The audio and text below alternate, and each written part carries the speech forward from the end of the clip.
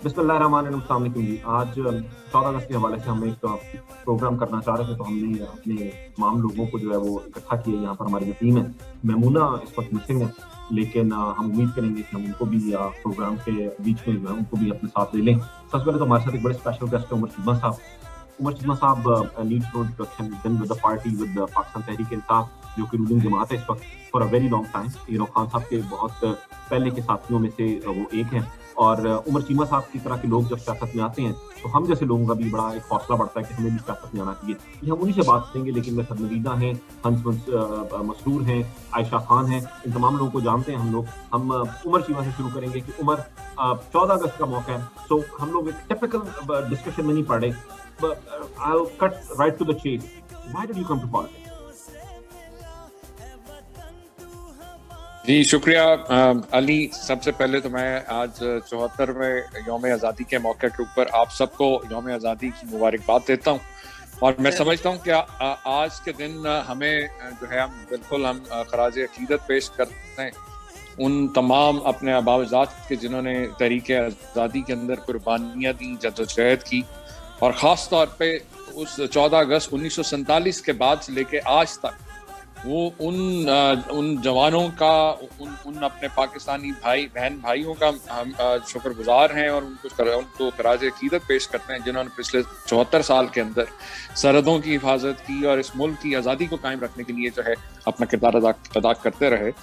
पाकिस्तान बनने के बाद इस आज़ादी को कायम रखने की मैं समझता हूँ पाकिस्तान तहरीक इंसाफ एक अहम मूवमेंट थी, जिसने मैं समझता हूँ आज के इन पिछली 74 साल तारीख के अंदर इंतहाई एक अहम किरदार अदा किया। क्योंकि मुझे याद है कि 25 अप्रैल 96 को जब इमरान खान साहब ने पाकिस्तान तहरीक इंसाफ की बुनियाद रखी, तो उससे पहले जो दो बड़ी जमातें इस मुल्क में मौजूद थी, जो एस्टेब्लिश जमातें थी, जो बार बार बारियां ले चुकी थी और वो म्यूजिकल चेयर चल रही थी, उस मौके के ऊपर बहुत बड़ी तादाद में पढ़ा लिखा तबका जो था वो इस तरफ मुतवज्जह हुआ, क्योंकि सब यही वो तबका जो समझता था कि इस निजाम को जो जिस तरह से करप्शन की दलदल में धकेला गया और जिस तरह से जो है पपेट्स के जरिए जो है निजाम को चलाने की कोशिश की जा रही थी, उसमें बहुत जरूरी था कि इमरान खान जैसा एक ऐसी शख्सियत जिसने सारी जिंदगी जो है अपने अमली तौर के ऊपर नेशनल प्राइड में कंट्रीब्यूट किया, बतौर एक खिलाड़ी के, बतौर एक फिलैंथ्रोपिस्ट के,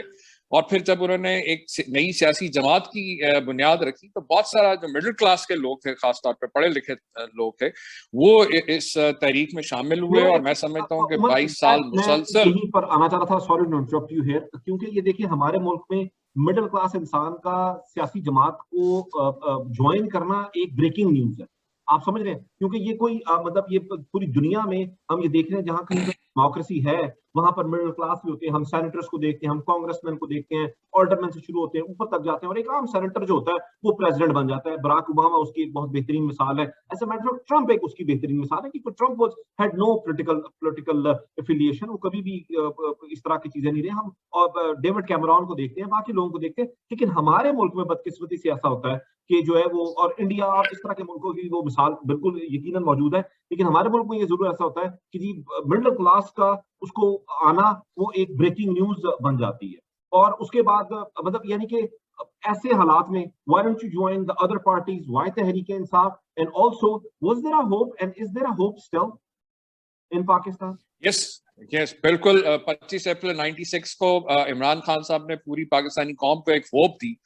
और जिस तरह मैं आपसे पहले अर्ज करता कि तहरीक इंसाफ के वजूद में आने से पहले जो पहले दो बड़ी जमातें थी, वही रवायती सियासत का शिकार थी। खानदान उनको लीड कर रहे थे, खानदानी पार्टियां थी, और करप्शन और लूट मार का पैसा जो है, ऑब्वियसली पैसे की सियासत चल रही थी। जब इमरान खान साहब ने ये पीटीआई की बुनियाद रखी, तो लोगों में एक उम्मीद पैदा हुई एक नए निजाम के लिए, क्योंकि उनका जो नारा था कि एक मिडिल क्लास पाकिस्तानी जो है वो एक निजाम की तब्दीली के लिए, और खास तौर पे वो लोग जिनके पास अपने लिए अपने जो के वसाइल हैं, वो कम से कम दूसरों के लिए आगे बढ़े और मुल्क का निजाम ठीक करने के लिए। कोई खानदान इसलिए नहीं कि क्या आपका खानदान सियासत में, तो आप सियासत में ही आए।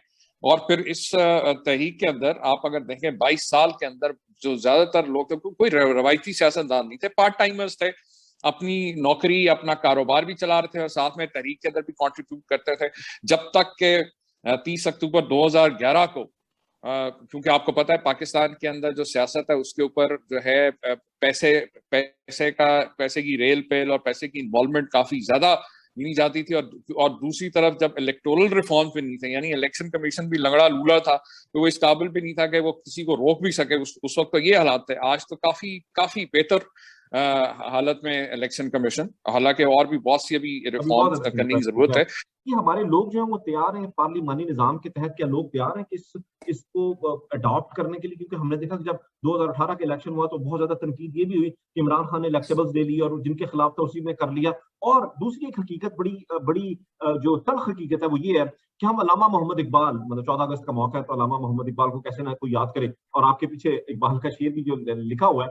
अब अल्लामा मोहम्मद इकबाल की हम बात करते हैं, पूरी कौम अल्लामा इकबाल को बहुत बड़ा वो समझती है और बल्कि मुफक्किर समझती है, प्रॉबली जो है ना वो 20वीं सदी का सबसे बड़ा जो मुजद्दिद समझती है। लेकिन जब उनका जो पोता है वो खड़ा होता है इलेक्शन में रुहेल असगर के खिलाफ, जो पूरा पाकिस्तान जानता है, ये कम से कम चले लाहौर तो जरूर जानता है कि वो गैस चोर है, 2 नंबर आदमी है, और उनकी जमानत जब्त हो जाती है। अब्दुल सत्तार ईदी साहब 1988 में प्रॉबली कराची से इलेक्शन लड़ते हैं, उनकी जमानत जब्त हो जाती है। फरूख हबीब इस बार तो जीते हैं लेकिन पिछली बार लड़ते हैं, उनकी जमानत जब्त हो जाती है। तो क्या ये लोग मिडिल क्लास को वोट भी देने के लिए तैयार है? कि ये नारा ही बहुत अच्छा लगता है कि मिडिल क्लास को आने के आना चाहिए, नए चेहरे आगे आने चाहिए, क्योंकि you have went through that struggle, so you probably is the right person to answer this. देखें अली, जिस मैंने आपसे कहा कि 25 अप्रैल 1996 को इमरान खान ने इस कौम को एक उम्मीद दी, एक होप दी, इसके साथ साथ जो एजेंडा दिया उसके अंदर बड़ा वजह था कि हमारा मुकाबला बहुत बड़े बड़े माफियाज के साथ, एक करप्ट फरसूदा निजाम के साथ, जिसका मैंने आपसे पहले अर्ज किया। इलेक्टोरल जब तक रिफॉर्म्स यहाँ पे देखें, रिफॉर्म्स की मैं बात करते हैं तो सबसे पहले हम इलेक्टोरल रिफॉर्म्स की बात करते हैं, जुडिशल रिफॉर्म्स की बात करते हैं। जो बुनियाद है इस सारे करप्ट निजाम की, जो बुनियाद है वो इन यहाँ से स्टार्ट होती है। नहीं हो सकता, डेफिनेटली हमें जब मुकाबला माफियाज का मुकाबला करना था, और पार्लियामेंट्री डेमोक्रेसी के अंदर नंबर्स मैटर करते हैं। और मैंने आपसे जैसे पहले बताया कि 30 अक्टूबर 2011 का जो जलसा था वो हमें एक ब्रेक थ्रू मिला, यानी कि तहरीक इंसाफ को 25 अप्रैल 1996 से लेकर 30 अक्टूबर 2011 तक यहाँ पे बड़ी पार्टियों ने किसी तौर पे भी एक फलने फूलने का मौका भी नहीं दिया। तहरीक इंसाफ में ज्यादातर थे पार्ट टाइमर्स, थे जो अपना काम भी कर रहे थे, अपना कारोबार, नौकरी भी नौकरियां, राइट थे, और फिर पीटीआई को भी टाइम दे रहे। कोई हमारे पास फुल टाइमर्स नहीं थे, इसलिए, और ना ही रवायती सियासतदान थे। जब पॉलिटिकल वायबिलिटी आई तो फिर डेफिनेटली हमने अपने दरवाजे, तो वैसे भी एज अ पॉलिटिकल पार्टी तो कोई भी ज्वाइन कर सकता है। आज की जो नौजवान नस्ल है उसके लिए एक मशले राह है उनकी जिंदगी के, जिस तरीके से तगोदौर पर मुसलसल जद्दोजहद खास तौर के ऊपर। उमर, जिस तरह आपने भी बात की ना कि बहुत खुशकिस्मत लोग हैं, मैं आपको एक बात बताऊं, 2011 का जब जलसा था लाहौर में, बड़ी लंबी कहानी में जरा उसको कट शॉर्ट करता हूँ। और हम जो है बड़ा वो खान साहब के मतलब उसमें थे। I have been supporting the guy since 96, और जब वोट भी नहीं बना हुआ था उस जमाने से, तो जब 2011 का जलसा आने वाला था तो उससे पहले वो जो फ्लोट बने थे लाहौर में, सो आई वाज ऑन देम। और जब जलसा हुआ हमें उम्मीद नहीं थी कि इतना ज्यादा होगा, वो क्योंकि वो टेंट बीच में लगा हुआ था कि मतलब छोटी स्टेज करने के लिए कि पता नहीं इतने भी लोग आएंगे, और वो जब टेंट हट गया 2 बजे के करीब ही, तो this is exactly what I was thinking. कि मैंने कहा कि जिस तरह लोग बात करते हैं कि मोहम्मद अली जिन्ना का एक जलसा हुआ था, और आज तक हम सुनते हैं, इंशाल्लाह हम आने वाले बच्चों को बताएंगे, आने वाली नस्लों को ये बताएंगे कि इमरान खान एक ऐसा शख्स आया था जो इस लुथड़े हुए निजाम में, इस नजाकत से लुथड़े हुए निजाम में, जिसने आकर he put the foot on the floor and he said this is it. जिस तरह ये होता रहा, अब ऐसे नहीं होगा, अब ऐसे नहीं चलेगा। तो ये जो उम्मीद है, और हम वो मुल्क हैं कि जिसने कभी भी उम्मीद नहीं हारी है, ये कौम एक ऐसी कौम है जिसने उम्मीद नहीं हारी है। अब हमारे मुल्क में ऐसा रहा है कि एक साल ऐसा भी रहा है कि जहां पर 500 से 600 बम धमाके हुए हैं। दुनिया में ऐसी मिसाल नहीं मिलती कि कौम उसके बावजूद उठ गई है। बावजूद इसके बहुत से मसाइल। हंस, ओवर टू यू, और फिर उमर हम दोबारा आप पर आएंगे। उम्मीद की बात, is there any hope here? What kind of what do you see? And then right after Hans मैं चाहूंगा नवीदा और फिर आयशा इस पर बात करें, then we go back to Umar again. Please, Hans. Thank you Ali. असल में हमारे पास मसला ये आ गया है कि हमारे पास ना हर किसी की आज़ादी या उम्मीद के ना अपना अपना विजन बना हुआ है, अपना अपना एक थॉट बनी हुई है कि कोई कुछ उम्मीद रख रहा है, कोई कुछ उम्मीद रख रहा है, कोई कुछ उम्मीद रखता है। लेकिन हम बहैसियत कौम, हम जाती तौर पे या अपने एक टोले के लिए तो एक आज़ादी की बात करते हैं, हम एक टोले के लिए उम्मीद की बात करते हैं, सब अपने आप को ठीक कहते हैं कि नहीं मेरा मेरा जो विजन है वो ठीक है, मेरा जो बात है वो ठीक है, लेकिन हम लोग एक कौम बन के जो है ना कभी भी अपने विजन को, अपनी उम्मीद को जो है ना वो अपने अंदर भी नहीं समाते और लोगों तक भी नहीं पहुंचाते हैं। तो इस वक्त सबसे ज्यादा जो जरूरत है, और आज के दिन खास तौर पे हमें ये अहद करना चाहिए कि ओवरऑल जितने भी हमारे पार्टीज हैं, हम सियासी तौर पे बटे हुए हैं, हम दीनी तौर पे बहुत बढ़ चुके हैं, हम लैंग्वेज के बेस पे लसानी तौर पे बड़े बढ़ चुके हैं। तो इस वक्त हमें ये बड़ी सख्त जरूरत है कि हमें एक विजन पे आना चाहिए, सिंगल विजन पे आना चाहिए, सिंगल उम्मीद पे आना चाहिए, उम्मीद पे कायम होना चाहिए। और अब प्रॉब्लम यहीं पे आती है ना कि मैं अगर बीइंग अ पीटीआई मैं कहता हूँ कि यस इमरान खान का विजन बड़ा जबरदस्त है, बट एक मुस्लिम लीग नून वाला या पीपल्स पार्टी वाला वो अपनी वो उनकी नजर में आजादी, उनकी नजर में उम्मीद, उनकी नजर में विजन जो है वो कुछ डिफरेंट है। तो ये एक पेज पे लाना किस चीज कैसे होगा, ये बड़ी सबसे मेन चीज है। हम हर दफा जो है ना सॉल्यूशंस देते हैं, सारी चीजें देते हैं, तो इस वक्त पूरी कौम को सियासत से हटके सिर्फ और सिर्फ पाकिस्तान की बका, पाकिस्तान की इज्जत के लिए सोचना चाहिए। तो आप देखिएगा सबका विजन एक ही हो जाएगा, सबका विजन ला इलाहा इल्लल्लाह हो जाएगा, सबका विजन जो है वो ग्रीन हो जाएगा। कायद-ए-आज़म साहब का ख्वाब पूरा करना पड़ेगा। कायद-ए-आज़म साहब ने हमेशा फरमाया है कि रंग, नस्ल, मज़हब अपनी जगह पे, जब एक कौम बने इस मुल्क की खिदमत है। तो मेरा ये पैगाम है कि आएँ इस मुल्क को हकीकी आज़ादी की तरफ ले जाएं। पाकिस्तान जिंदाबाद। आसान सवाल है कि आज़ादी क्या होती है, लेकिन इसका जवाब बहुत मुश्किल है। हर तरह के जबर से, हर तरह के खौफ से, हर तरह की मुसीबत से एक आप समझ लें कि दूरी।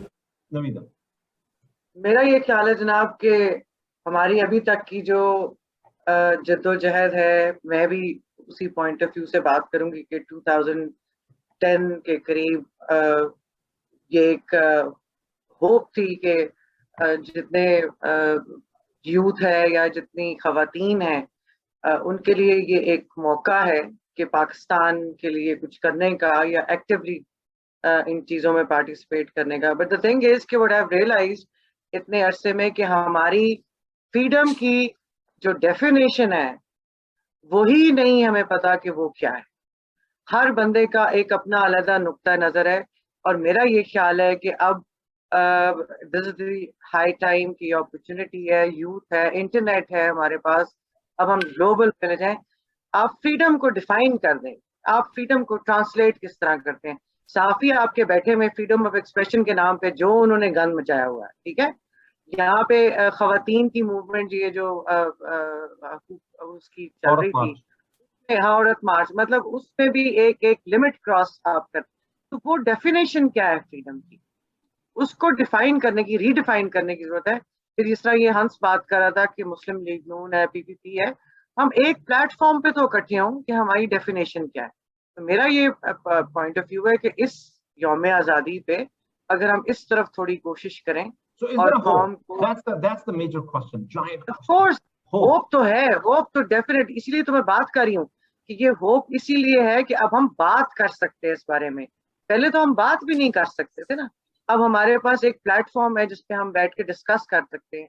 हम सब लोगों को एक प्लेटफॉर्म पे लेके, अब इमरान खान जैसा जो लीडर है उसने यूथ को इतनी अपॉर्चुनिटी जो दी है, और मतलब उसको कहते ही यूथ का लीडर है, तो इस अपॉर्चुनिटी को तो अवेल करना चाहिए। और सारे प्लेटफॉर्म उसने आप लोगों के लिए या कौम के लिए खोले हुए हैं, जिस तरह वो डेडिकेशन से काम भी कर रहे हैं, तो फिर हम लोगों को भी इसमें एक्टिवली अब पार्टिसिपेट करना चाहिए और सबको इकट्ठा करना चाहिए किसी एक प्लेटफॉर्म के ऊपर।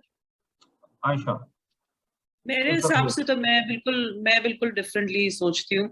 मैं ये समझती हूँ कि ठीक है, बहुत सी हमें खामियां होंगी, बहुत से हमारे में मसाइल हैं, and they have not been here since today, they have been here since ये जो अफगान वॉर शुरू हुई थी, उधर से अगर आप अपना स्टार्ट लें तो वहां से लेके फिर उसके बाद 9/11 हुआ, उसके बाद वर्ल्ड ये वॉर ऑन टेरर आई, जो चेंजेस ग्लोबली आए हैं वो पाकिस्तान में भी उनके रिपरकशंस आए।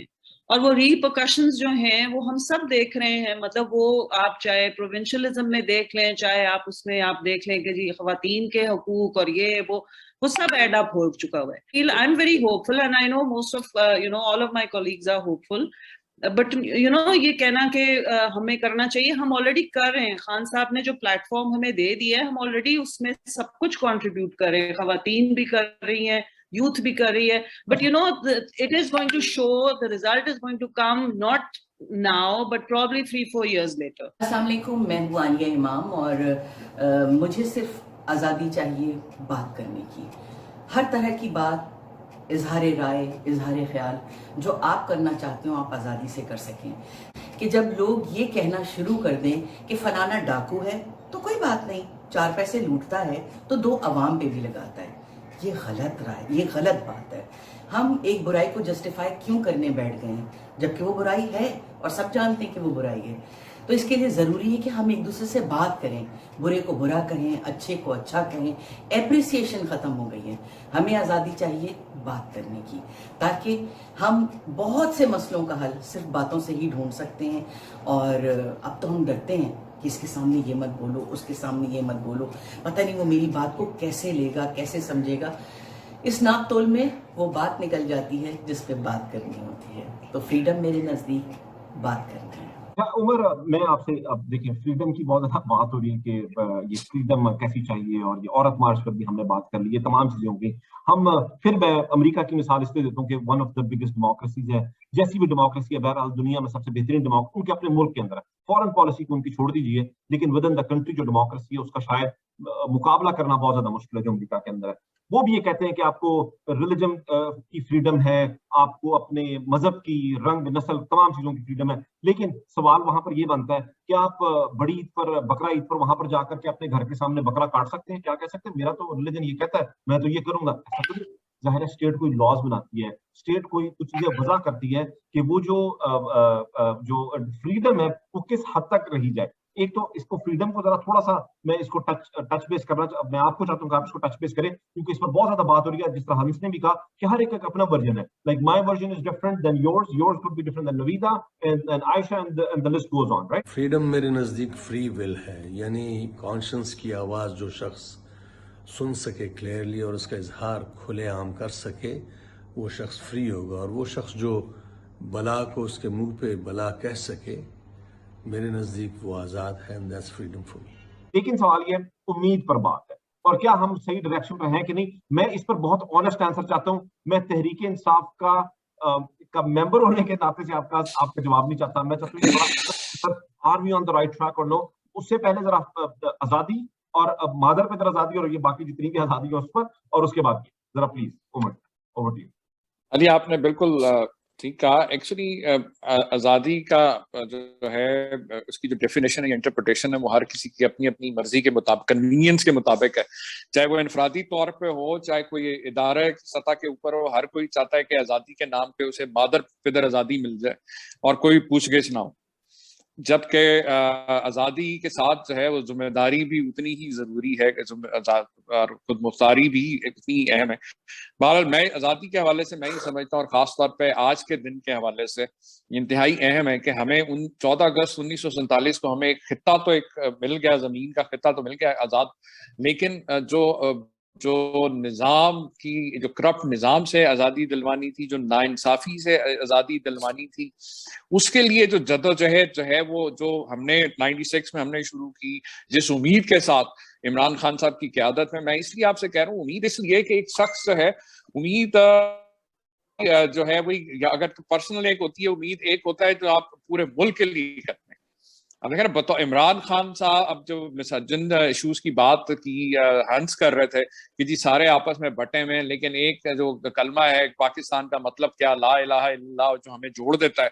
लेकिन अनफॉर्चुनेटली 74-72 सालों में हमें वो क़यादत ही नहीं मिली जो सबको जोड़ देती है आपस में। आज कोई सिंधी है, कोई पंजाबी है, बलोची है, पठान, कौम के जो जिस चीज को वो कमी थी या जो लैक कर रही थी, कि एक ऑनेस्ट और सिंसियर लीडरशिप जिसका जीना मरना हमारे साथ हो, जिसका ये ना हो कि थोड़ा सा मुश्किल वक्त है कोई जद्दा और लंदन भाग जाए और वहां अपने फ्लैट रखे हों। आज जब बात की जाती है कि हुकूमत और एस्टेब्लिशमेंट एक पेज पे, वो एक नेचुरल अलायंस है, बिकॉज जहां एस्टेब्लिशमेंट की प्रायोरिटी नेशनल इंटरेस्ट को प्रोटेक्ट करना है, वहां पे इमरान खान जैसा एक सिंसियर बंदा जो है उसकी प्रायोरिटी भी यही है कि उसने कौम को सर्व करने के लिए इतना स्ट्रगल किया है, उसने अपने बाल बच्चा उसने जो है उसको सैक्रिफाइस कर दिया। सिर्फ एक मकसद के लिए। एक सवाल है उमर, मेरा एक सवाल है अली, नहीं पार्टी में आजादी है। देखिए बिल्कुल बोलने की आजादी है, और बोलने के बाद आपके साथ क्या होगा उसका मैं कोई गारंटी नहीं कर सकता। नहीं, डेफिनेटली मैं समझता हूँ कि जितना being honest as a political worker, मैं समझता हूँ कि इमरान खान साहब ने बड़ी सिंसेरिटी के साथ कोशिश की कि तहरीक इंसाफ एक इदारा बने, और मैं समझता हूँ बाकी पार्टियों की बनिस्बत जितनी यहाँ पे आजादी है, ऑनेस्टली एज अ पॉलिटिकल, मैं इमरान खान साहब का कोई क्रिकेट फैन नहीं था। मैंने जब 96 में ज्वाइन किया, 97 का हमने इलेक्शन लड़ा, तो लोग हमारा मजाक उड़ाते थे, इवन घर वाले मजाक उड़ाते थे। कैंपेन में हम जब 97 की जाते थे और हम बात करते थे आजाद अदलिया, आजाद मीडिया और एक निजाम की बात करते थे, लोग हमारे मजाक उड़ाते, बल्कि कई लोग कहते थे यार अपने ये पैम्फलेट और टीम फोड़ो, अपनी क्रिकेट टीम पे जाके अमेरिका और वलायत जाके इलेक्शन लड़ो। उमर, पीटीआई में इमरान खान के बाद आप किसको देखते हैं? मैं आप जैसे लाखों करोड़ों नौजवानों को देखता हूँ, क्योंकि मेरे पर्सनली मेरा जो एक्सपीरियंस है, जो मेरी सोच है कि इमरान खान एक शख्सियत नहीं, एक सोच का नाम है। ऑनेस्टली जो एक व्हील ऑफ चेंज जो पीटीआई उन्होंने कर दिया है, इसको कोई रोक नहीं सकता। ये एक फ्लो है, और आप देखेंगे जो उन्होंने अवेयरनेस और जो जिस तरह एक डीपोलिटिसाइज सोसाइटी को उन्होंने उठा दिया और जो डायरेक्ट जो एक सोच दे दी है, वो इंशाल्लाह ताला आप देखेंगे कि वो आने वाले वक्त के अंदर भी आपको हर नौजवान के अंदर एक इमरान खान नजर आएगा। इमरान खान सिर्फ एक सोच का नाम नहीं है, इमरान खान एक कैफियत का भी नाम है।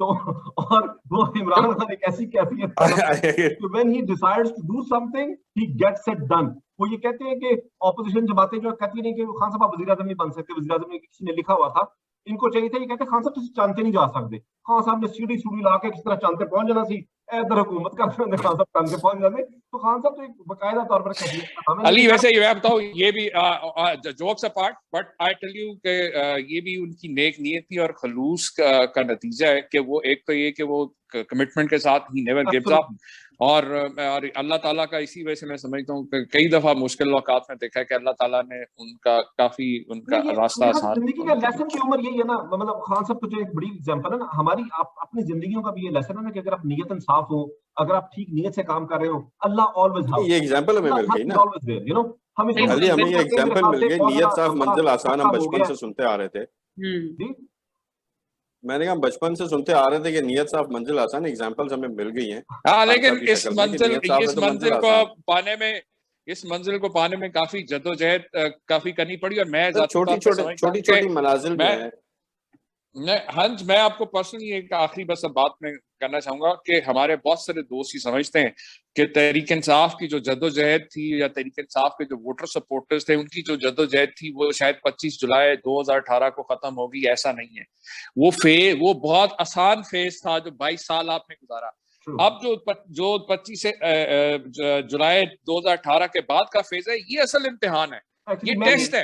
और मैं इसमें बड़ा पूरी उम्मीद हूँ कि, और आपने देखा कि वक्त के साथ साथ, जो गुजरते वक्त के साथ साथ लोगों को भी ये चीज बड़ी क्लैरिटी के साथ आती है, क्लियर होता जा रहा है कि इंशाल्लाह ताला जो है कि पाकिस्तान की भाग दौड़ जो है वो एक सही मुहब्बे वतन पाकिस्तानी के हाथ में, जो कभी भी कौम को शर्मिंदा नहीं होने देगा। What do you think? How do you see the future of Pakistan? Are we on the right direction? हमने अपना कोर्स ले लिया है? Are you asking me? Yes, definitely we have. इसको देखो, शुरू के जो हमारे जो कुछ कह लो 1.5-2 साल थे, उसमें तो खान साहब वही कुछ कर रहे थे ना कि चीजों को ठीक कर रहे थे। लेकिन राइट नाउ अगर आप देखो तो इंशाल्लाह आप ये देखोगे 3 इयर्स के बीच में आपको नजर आएगा कि जो डायरेक्शन खान साहब ने उस वक्त ली थी वो बिल्कुल हम ऑन ट्रैक हैं। ये आप इंशाल्लाह ये आप देखोगे। नवीदा, देखिए जिस तरह आयशा भी बात करी ना, देखिए मैं आपको छोटी सी 2-3 सिर्फ मिसालें दे देता हूँ। एक तो वो था कि वो खान साहब ने कहा था ना, जब इंडिया वाला वो हुआ था, कि पाकिस्तान रिटेलिएट करने का सोचेगा नहीं, पाकिस्तान रिटेलिएट करेगा। इन पाकिस्तान ने किया रिटेलिएट। फिर अभी अमेरिका की हालिया जो अमेरिका के साथ जो चल रहा है, वो जो एब्सोल्युटली नॉट वाला जो नैरेटिव जो एक बिल्ड कर दी है, ये हम आज से 3-4 साल पहले तस्वुर भी नहीं कर सकते थे कि ये चीजें हमारे जैसा मुल्क, $100 बिलियन कर्जे वाला मुल्क, जिन्हें बंदे बंदे से पैसे देने, वो वाला मुल्क जो है वो इस तरह से स्टैंड लेगा। तो ये इसकी एक बात मिसाल है कि हम ले सकते हैं। अस्सलाम वालेकुम जी, मेरा नाम खालिद अनम है। मुझसे पूछा गया है कि मेरे नज़दीक आज़ादी का मतलब क्या है। सब जानते हैं आज़ादी क्या है, लेकिन आज़ादी क्या नहीं है वो मैं उस पर आपको ज़रूर आगाह करना चाहूँगा। जो आप जानते हैं याद दहानी के लिए, लाल बत्ती तोड़ देने का नाम आज़ादी नहीं है, कानून शिकनी का नाम आज़ादी नहीं है, बग़ैर लाइसेंस की गाड़ी चलाने का नाम आज़ादी नहीं है, टैक्स एवेजन का नाम आज़ादी नहीं है, ज़िम्मेदारियों से भागने का नाम आज़ादी नहीं है। आज़ादी आती है ज़िम्मेदारी के साथ। और आज़ादी कोई एक दिन का काम नहीं है कि बटन दबाया, ओ 14 अगस्त आ गई, हम आज़ाद हो गए। नहीं, उस पर काम करना है। आज़ादी का एक सफ़र है, लंबा सफ़र है, अंग्रेज़ी का भी और उर्दू का, दोनों मिला के। अंग्रेज़ी में भी सफ़र करना पड़ता है आज़ादी के लिए, दुश्वारियाँ उठानी पड़ती हैं, और उर्दू में भी लंबा सफ़र है और नस्लों पर मुहित है। तो आज़ादी सबको मुबारक हो, ज़िम्मेदारी के साथ। बग़ैर ज़िम्मेदारी के आज़ादी नहीं है। उमर, आपके वक्त का बहुत शुक्रिया। हंस, नवीदा एंड आयशा, आप तमाम लोगों के वक्त का बहुत बहुत शुक्रिया। देखिए, हम लोगों ने ये प्रोग्राम तो 14 अगस्त पे किया था, और लेकिन वो टर्न आउट हो गया कि जो है ना वो तहरीक इंसाफ की तरफ चला गया और इमरान खान की तरफ चला गया। और उसकी एक बड़ी बुनियादी वजह वो ये है कि हम 74 साल तारीख में देखते हैं तो हमें इमरान खान के अलावा कोई ऐसा लीडर नजर नहीं आता। हमें इमरान खान के अलावा कोई ऐसा नजर नहीं आता कि जिसने हकीकी मानों में इस मुल्क के लिए वो किया हो कि जो वो करने की कोशिश कर रहा है। आप जितने मर्जी लीडरान की बातें करनी, आप लियाकत अली खान और इनको निकाल दें, और उसके बाद अब देखिए एक ऐसा सिलसिला है ना खत्म होने वाला, एक ऐसी सतम ज़रीफी है, एक ऐसी दुख भरी कहानी है, दास्तानें हैं कि जिस पर सिवाय मातम के, सिवाय रोने के कुछ भी नहीं किया जा सकता। लेकिन पाकिस्तान एक उम्मीद का नाम है। It has been always a hope. It is not hope against hope. It has always been a hope. और हम बहुत उम्मीद करते हैं, और इंशाल्लाह हमें उम्मीद है कि पाकिस्तान, जिस तरह मैं अक्सर औक़ात लिखता हूँ अपने ट्विटर पर, फेसबुक पर, कि पाकिस्तान इस खित्ते की ताकत बनने जा रहा है, और पाकिस्तान इस खित्ते की ताकत बंद करेगा। ये और यही जो मेरी इंशाल्लाह मेरा एक पॉलिटिकल तज्जिया है, और जो नवीदा उनका सितारों की रोशनी में तज्जिया है, तो उनका तज्जिया ज्यादा एक्यूरेट हो सकता है। मेरा तो एक आम सा पॉलिटिकल तज्जिया है, और उनको भी ऐसा ही लगता है। बस बिस्मिल्लाह हो गई है, बिस्मिल्लाह हो गई है, और अल्लाह के हुक्म से ये इस मुल्क में बहुत आगे जाना है। ये तमाम मसाइल जो, इसीलिए ये प्रोग्राम है, ये टर्न आउट उस तरह से हो गया कि ये उस पर लगकर हम बहुत ज्यादा उम्मीद है, हमें बहुत ज्यादा उम्मीद है कि आप लोग भी बहुत ज्यादा उम्मीद है। खुदा करे कि मेरी अर्ज़े पाक पर उतरे वो फसले गुल जिसे अंदेशा ना हो। पाकिस्तान जिंदाबाद। पाकिस्तान जिंदाबाद।